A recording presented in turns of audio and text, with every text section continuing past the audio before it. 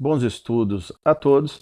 Eu vou falar agora da parte 2 do Marco Civil da Internet, que é justamente a parte que fala das disposições específicas, fora o início da lei que fala sobre as questões principiológicas, que já foi alvo de outro vídeo que já está postado no nosso canal. Então, vou falar então já nessa parte específica da proteção aos registros, aos dados pessoais e às comunicações privadas.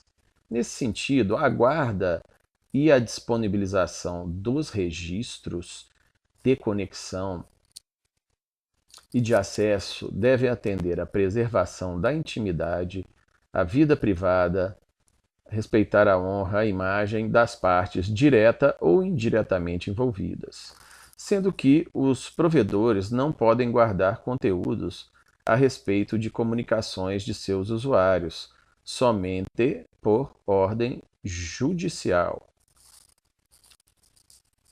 O conteúdo das comunicações privadas somente poderá ser disponibilizado mediante ordem judicial. O disposto não impede o acesso aos dados cadastrais que informem qualificação pessoal, filiação e endereço. Então aí nós estamos nos restringindo a apenas dados cadastrais, na forma da lei, por óbvio, pelas autoridades administrativas. E aí eu vou salientar, autoridades administrativas, ou seja, não precisa ter ordem do juiz ou ordem judicial. Então esse é um ponto questionado da lei, porque após ter a posse do IP, que só pode ser obtido com ordem judicial prévia, as autoridades administrativas poderão requerer os dados cadastrais dos usuários sem ordem judicial.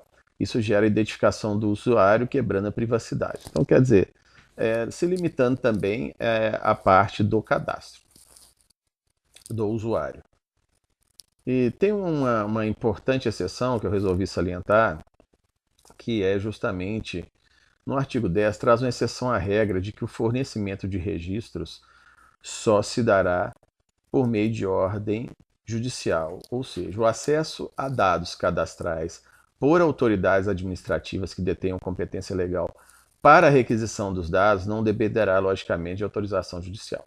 Então, os dados cadastrais eles podem ser obtidos pelas autoridades administrativas a despeito de ordem judicial. No tocante aos provedores estrangeiros, consoante a legislação pátria. Vale a lei brasileira para provedores estrangeiros que prestem serviços no Brasil, desde que qualquer fase do tratamento dos dados ocorra em território nacional. Então vale aí o princípio, vamos falar da territorialidade cibernética. A coleta dos dados comumente ocorrerá em território nacional, ou seja, os provedores podem ser estrangeiros, mas estão prestando serviço no Brasil. Logo, existe a competência, não é? Para a justiça brasileira deliberar a respeito. Por outro lado, o artigo 11 estabelece que a norma só valerá se o provedor estrangeiro tiver pelo menos um integrante do mesmo grupo econômico com estabelecimento no Brasil. Então é uma territorialidade, vamos dizer, mitigada mediante existência de um representante do provedor estrangeiro no território brasileiro. E vou falar agora das sanções cabíveis à violação das disposições legais, sem prejuízo das demais sanções cíveis, criminais ou administrativas. As infrações às normas dos artigos 10 e 11 ficam sujeitos conforme o caso, de forma isolada ou cumulativa. Então tem advertência,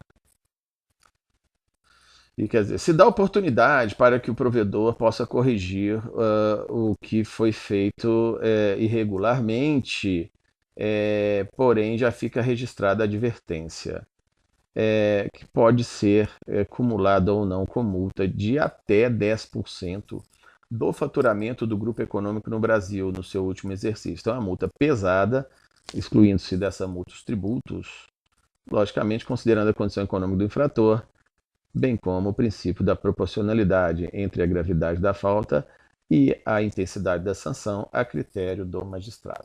Então 10%, duas mãos com 5 dedos são 10 dedos, 10%. Então 10% está relacionado realmente ao problema da multa e um computador vermelho, 10 por cento e vermelho é multa. Essas são as associações que o canal faz para poder dar uma melhorada na capacidade de memorização. Então, voltando, então as sanções são advertência, multa de até 10%, suspensão temporária das atividades. Quem já conhece o canal sabe que suspensão põe essa setinha azul para cima, e se é temporária, pôs um relógio do lado. E uma medida mais extrema, é claro que isso é feito gradativamente, não é? Até caso seja necessário uma medida extrema de proibição de exercício das atividades que envolvam a prestação de serviços de provedor de internet. Tratando-se de empresa estrangeira, sua filial, sucursal ou escritório barra estabelecimento situado no país responde solidariamente. Olha as mãozinhas de solidariedade da filial brasileira de provedor estrangeiro. Filial, sucursal, escritório. Olha a solidariedade, para não esquecer. Responsabilidade solidária, não é subsidiária, é solidária. Vamos adiante para o próximo tópico, que é justamente da guarda dos registros de conexão. Em primeiro lugar, tem uma distinção entre registros de conexão e registros de aplicação. Registro de conexão é o provedor primário, ou seja, exemplo aí da Vivo, da TIM, da NET, claro, ou seja, é aquela empresa que o usuário contrata para ter acesso à internet. Ele é o meio, vamos dizer assim, te dá o sinal, daí o símbolo do sinal que eu coloquei aqui, que é diferente de registro de aplicação. O registro de aplicação já diz respeito aos sites materiais, tais como Facebook, Instagram, YouTube. Então é bom distinguir. O que nós estamos falando agora são na provisão de conexão, ou seja, TIM, Claro e Companhia Limitada. Na provisão de conexão à internet, os registros de conexão deverão ser mantidos sob sigilo. Aí eu coloquei aqui um cadeado para os provedores de conexão, não de aplicação, em ambiente controlado e de segurança, ou seja, tem que ter sigilo, não é? Em relação justamente dos registros de conexão pelo prazo de um ano. Aí eu coloquei aí uma champanhe e os fogos do Réveillon. Essa já é uma imagem de segundo grau. Para quem já está ficando treinado aí nos mapas mentais, sabe que a gente procura associar não só uma imagem, mas duas. Aqui nesse caso eu estou associando uma champanhe, que por si só já remonta a um Réveillon, a festa anual. Mas aí, como já tem os fogos, já a champanhe mais os fogos dá mais evidência ainda a esse aspecto de um ano. Então, isso ajuda sobremaneira. Então, para os provedores de conexão, os dados de que cabe aí os registros de conexão deverão ser guardados sob sigilo em ambiente seguro pelo prazo de um ano, sendo que essa guarda não poderá ser transferida a terceiro. Outro aspecto também que o legislador cuidou para não transferir responsabilidade.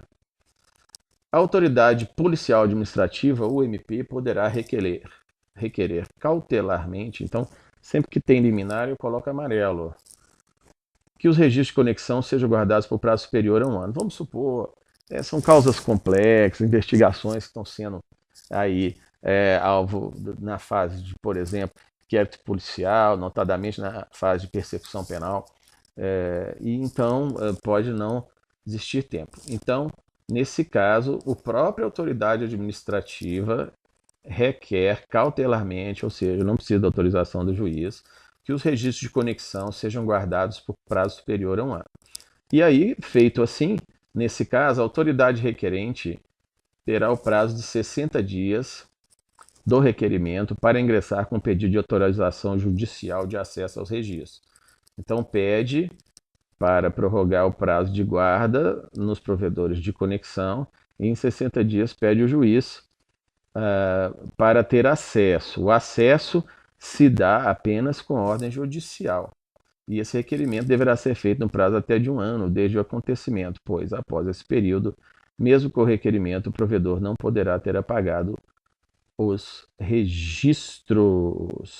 Faltando aqui um S.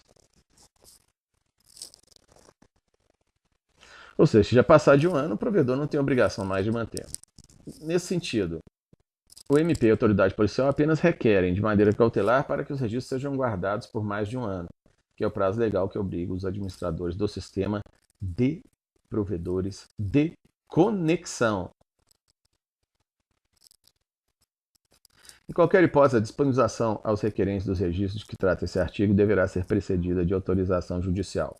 E a responsabilidade pela manutenção dos registros de conexão, como dito, não poderá ser transferida a terceiros.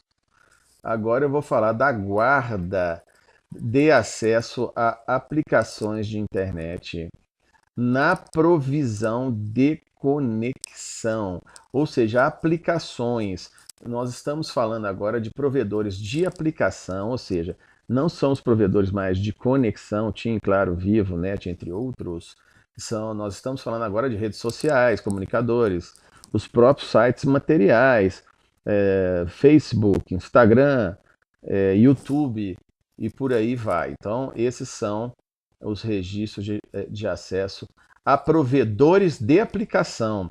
Os senhores vão ver que vai mudar aqui muita coisa. Tem que fixar bem esse conceito.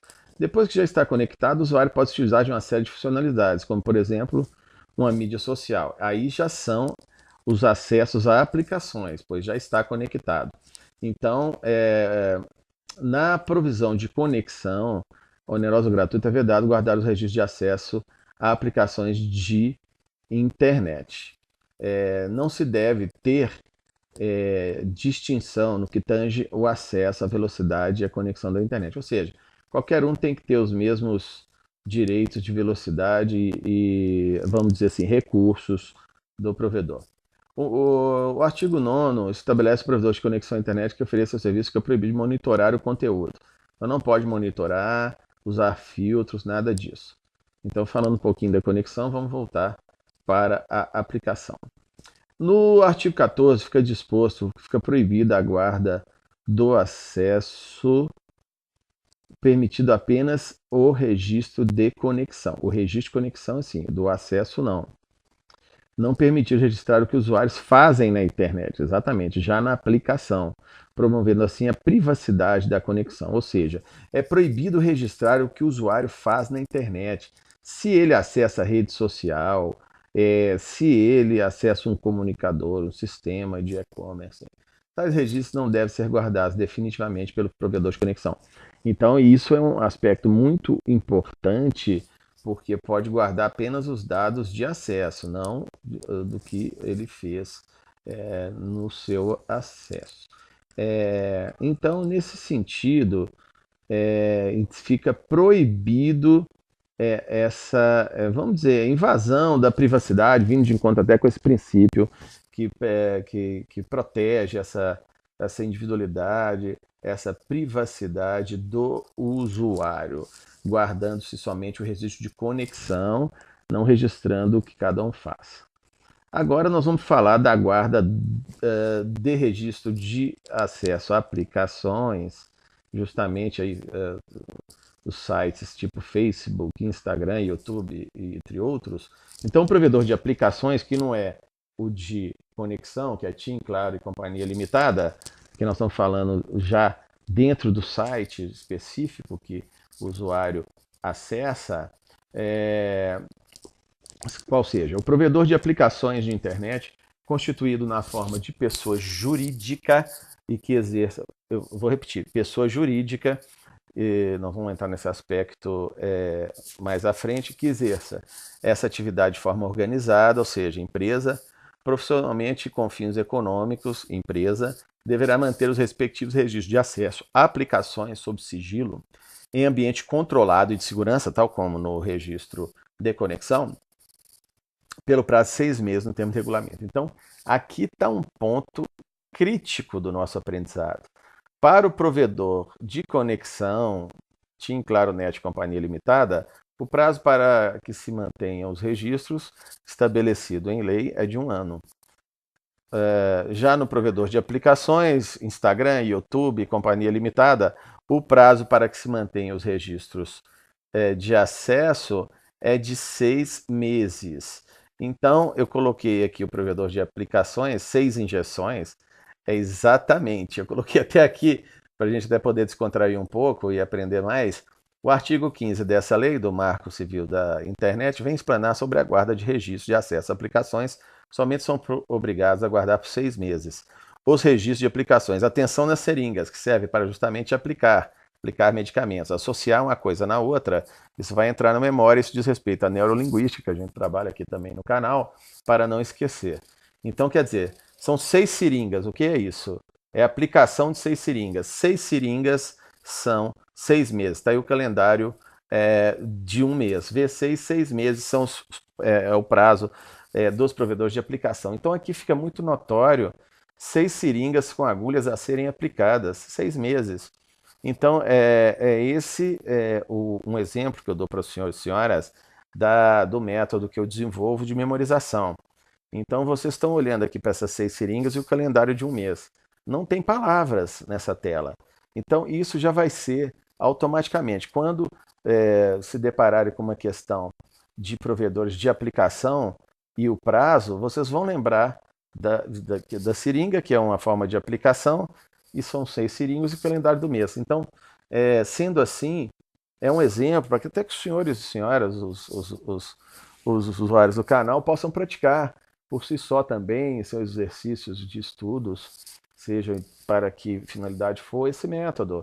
Porque é extraordinário, porque imaginem-se, ficando só lendo, quer dizer, as palavras não simbolizam efetivamente nada, quer dizer, elas nos levam ao entendimento.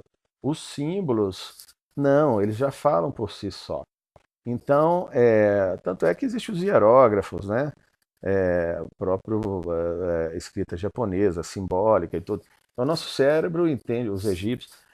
Então, nosso cérebro entende muito bem esse encaminhamento na memória.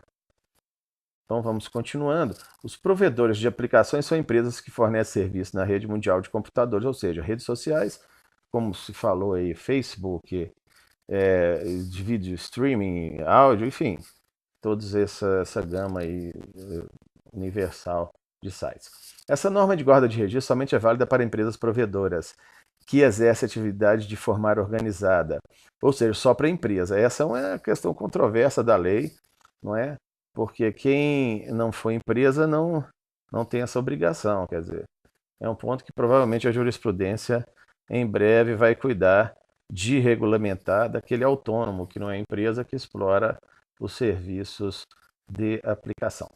A ordem judicial poderá obrigar, por tempo certo, os provedores de aplicações da internet que não estão sujeitos a disposto no caput a guardarem registro de acesso, desde que se trate de registros relativos a fatos específicos em período determinado. Cara, a ordem judicial ela não tem limite, não é? Então pode inclusive ser aplicada para os provedores autônomos, é isso que se quis dizer também. A autoridade policial administrativa ou o MP poderão requerer cautelarmente a qualquer provedor de aplicações de internet que os registros de acesso e aplicações de internet sejam guardados, inclusive por prazo superior aos previstos. Da mesma forma que pode também para os provedores de conexão. Em qualquer hipótese, a disponibilização do requerente dos registros que trata esse artigo deve ser precedida de autorização judicial. Qualquer hipótese. Então, quer dizer, pode requerer para guardar, mas para poder apresentar no tocante aos provedores de aplicação só com a ordem judicial. Na aplicação de sanções pelo descumprimento do disposto nesse artigo, serão considerados a natureza e a gravidade da infração e os danos, claro. Na provisão de aplicações de internet, onerosa ou gratuita, é vedada a guarda dos registros de acesso a outras aplicações de internet sem que o titular dos dados tenha consentido previamente, de dados pessoais sejam excessivos em relação à finalidade a qual foi dado consentimento pelo seu titular. Então, quer dizer, nas aplicações, qual seja, Facebook, Instagram, YouTube, então é vedada a guarda dos registros de acesso, né? Quer dizer, ninguém pode guardar o que a pessoa está fazendo, salvo consentimento expresso do usuário e também de dados pessoais que extrapolem aquilo que é o razoável necessário para que se possibilite regularizar um cadastro. Ressalvadas as hipóteses previstas nessa lei, a opção por não guardar os registros de acesso a aplicações de internet não implica responsabilidade sobre danos decorrentes do uso desse serviço por terceiro. Então, isso aqui é muito importante. O que o legislador está falando? Salvo disposição legal, a opção por não guardar os registros de acesso a aplicações de internet, de aplicações, não implica responsabilidade sobre danos decorrentes do uso desse serviço por terceiros. Não tem nada a ver uma coisa com a outra e foi só para resguardar os direitos do provedor. Da responsabilidade por danos decorrentes de conteúdo gerado por terceiros. O provedor de conexão à internet não será responsabilizado civilmente por danos decorrentes do conteúdo gerado por terceiros. Então, quer dizer, o fato de dar o serviço não gera uma responsabilidade objetiva em relação ao que acontece nesse provedor de conexão. No caso, TIM, Claro, Facebook. Então é muito bom. Esse conceito, eu estou realçando, é muito importante que os senhores, se já não tiverem entendido, voltem lá no início do vídeo e verifiquem o que é um provedor de conexão e o que é um provedor de aplicação. Então, o provedor de conexão, TIM, Vivo, Claro e Companhia Limitada, não tem responsabilidade sobre o que está sendo veiculado ali através da sua tecnologia. Não é? Com o intuito de assegurar a liberdade de expressão e impedir a censura, o provedor de aplicações, agora estamos falando já da aplicação, somente poderá ser responsabilidade civilmente por danos decorrentes de conteúdo gerado por terceiros se, após ordem judicial específica, não tomar as providências para, no âmbito e nos limites técnicos do seu serviço, remover ou indisponibilizar o conteúdo apontado por ordem judicial, ou seja, da mesma forma do conteúdo dos provedores de conexão, também para os provedores de aplicação não existe a responsabilidade do que está sendo veiculado, salvo a ordem judicial para retirar aquele conteúdo não ser cumprida. A ordem judicial de que trata o CAP deverá conter a identificação exata e a aplicação disposta nesse artigo para infrações a direito autoral e direitos conexos depende de previsão legal específica, que deverá respeitar a liberdade de expressão. Ou seja, já existe leis aí de direitos autorais, então o que está falando é o seguinte, chamando esses outros diplomas correlacionados para resguardar os direitos autorais, que já é muito em voga, por exemplo, no YouTube, se tiver algum problema com isso, o YouTube vai notificar, e isso já é uma prática já disseminada no âmbito da internet. As causas que versam sobre ressarcimento por danos decorrentes de conteúdos disponibilizados na internet relacionados à honra, tá aí a honra, uma coroa, a honra do rei, não é? Muito honrado, a reputação ou a direito de personalidade, bem como sobre a disponibilização desses conteúdos por provedores de aplicação de internet, poderão ser apresentados no juizado especial civil, ou seja, possuem competência para apreciar a matéria VEC, que é outra questãozinha também que tem que ficar ligado. Então,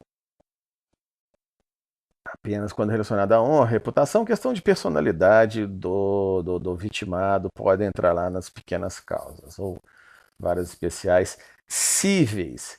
Cabe tutela provisória em caráter liminar, existindo prova inequívoca do fato e considerando o interesse da coletividade, desde que presente os requisitos de verossimilhança da alegação do autor e do fundado receio de dano reparado. Ou seja, vamos supor, tem casos aí de artistas famosos que foram violados, não é? No tocante à sua intimidade, tiveram seus telefones clonados ou até monitorados, invadidos, e fotos privadas, né, até fotos de pessoas despidas, é muito comum, sem querer citar nomes, mas os fatos são notórios. Então, a vítima, claro, precisa de uma urgência nisso, apresenta lá a foto para o juiz, o endereço do site, pede para que imediatamente, né, o provedor de aplicação seja notificado para tirar aquilo do ar imediato. Por isso que não pode demandar dilação probatória, porque a própria honra dessa pessoa, a dignidade, está sendo violada. Sempre que tiver informações de contato do usuário diretamente responsável pelo conteúdo, caberá ao provedor comunicar os motivos de informações relativas à indisponibilização do conteúdo, com informação que permita o contraditório e ampla defesa. Ou seja, quando o provedor tirar, tem que ter essa explicação para o usuário. Quando solicitado pelo usuário que disponibilizou o conteúdo tornado indisponível, o provedor de aplicações de internet que exerce essa atividade de forma organizada, empresa, profissionalmente e com fins econômicos, empresa, substituirá o conteúdo tornado indisponível pela motivação, pela ordem judicial que dê fundamento à indisponibilização. Então, aquele que publicou pode, independente de ordem judicial, pedir para retirar o que postou ou o que está postado. O provedor de aplicações de internet que disponibilize conteúdo gerado por terceiros será responsabilizado. Então, aqui o caso já é da responsabilidade do provedor de aplicações. Espero que todo mundo já esteja alinhado o que é provedor de aplicações. É Facebook, Instagram, YouTube e por aí vai. Não é TIM, Claro, NET e Companhia Limitada que são provedores de conexão. Isso tem que estar ligado nisso, porque nós já estamos aqui no nível mais avançado da lei e não pode existir controvérsia, hipótese alguma nesse sentido. Se acaso ainda tenham dúvida, voltem lá no início do vídeo para poder aprender. Então, o provedor de aplicações de internet que disponibiliza conteúdo gerado por terceiros será responsabilizado subsidiariamente pela violação da intimidade decorrente da divulgação sem autorização de seus participantes de imagens, de vídeos ou de outros materiais contendo cenas de nudez ou de atos sexuais de caráter privado, quando, novamente, após o recebimento de notificação pelo participante ou seu representante legal, deixar de promover de forma diligente, ou seja, tem que ser rápido, no âmbito de seus limites técnicos do seu serviço, a indisponibilização desse conteúdo. Então, não precisa nem de ordem judicial. Pô, uma pessoa lá se viu, tiraram uma foto que ela tinha, vamos dizer, despida, publicaram. Então, a pessoa mesmo pode